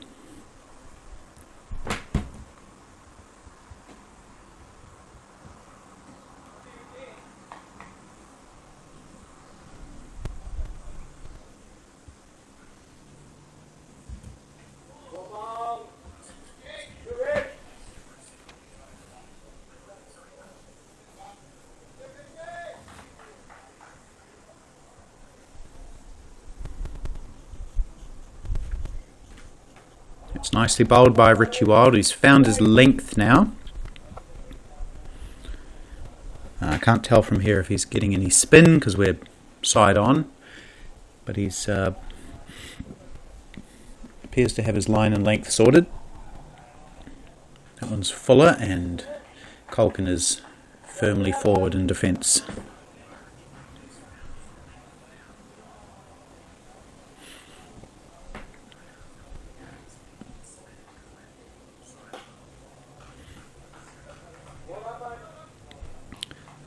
So that's a tight over. I think it might be a maiden. Is that a maiden, Anne? No, there's 1 run off it.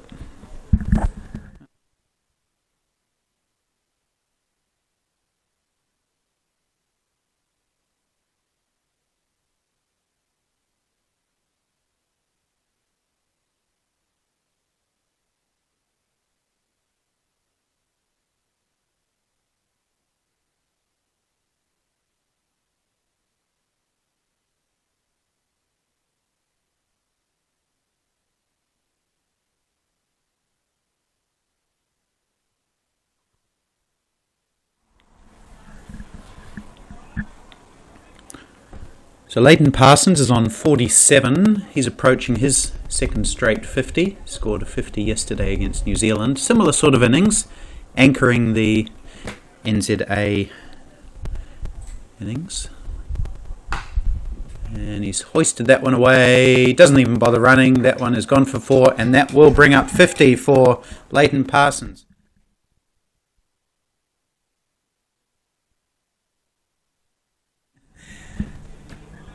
So he brings up his 50 with a hit to straight mid-wicket. A shot that he's played a couple of times recently. Well batted, Leighton Parsons.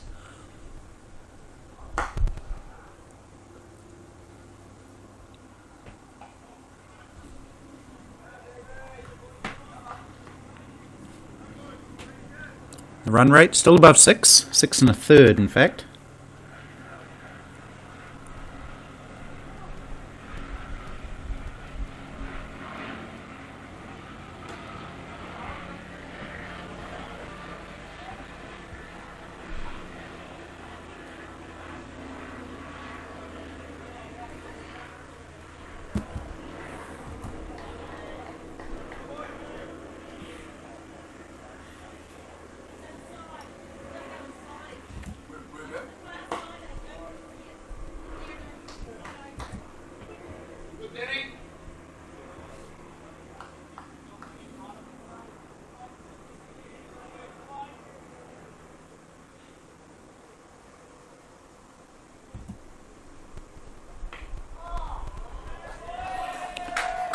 More runs for Leighton Parsons. He's going to get a boundary, and his teammates now applaud for his 50, even though he got a ball before.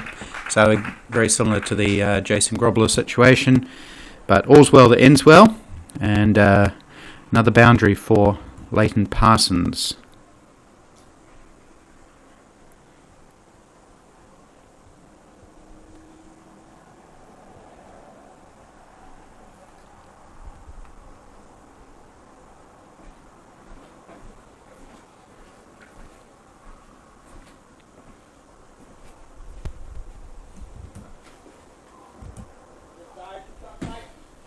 Was it his 100? Was it? It was his 50.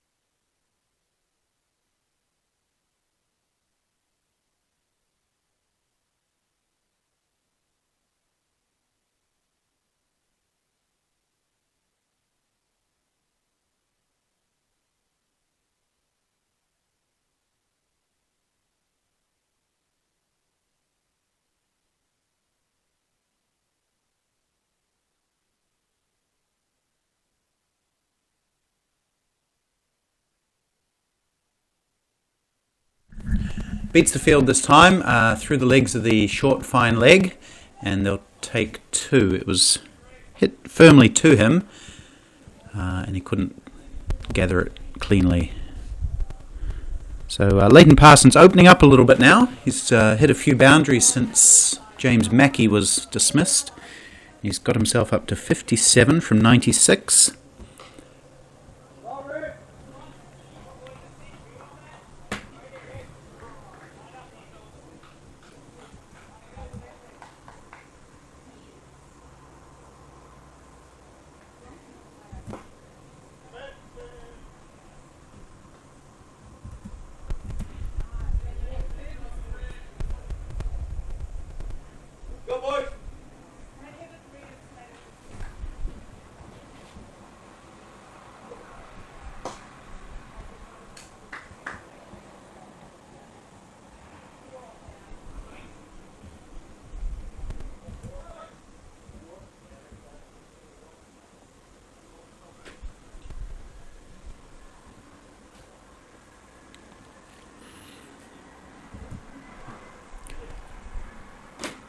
So hopefully the score will be showing up on your screen now. I apologise that it wasn't earlier. It was another little technical glitch, but you should be seeing the score with the batsmen's scores, bowlers' figures as well. Score is 181 for 2 after 29 overs. Is that right, Anne? 181? 181 off 29, yeah. Okay.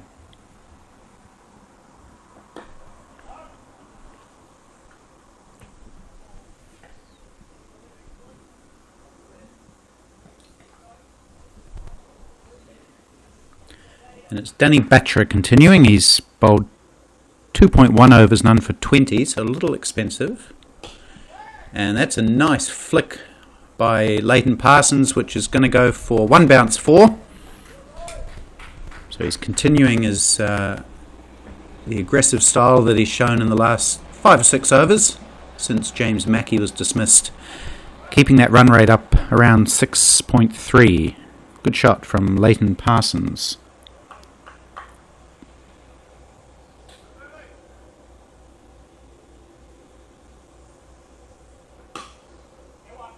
More runs here. He'll take 1 to the man out where he hit that previous shot.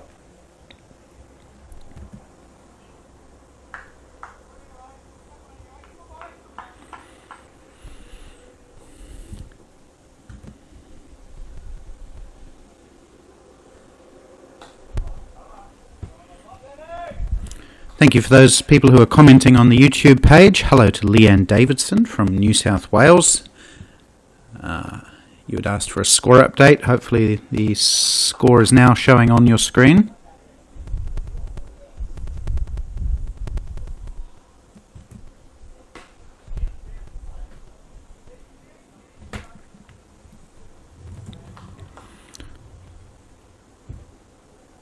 And Marilyn Windle, who may well be at the ground. She's saying, good morning from beautiful Rangiora. So I assume you're here, Marilyn. Hello.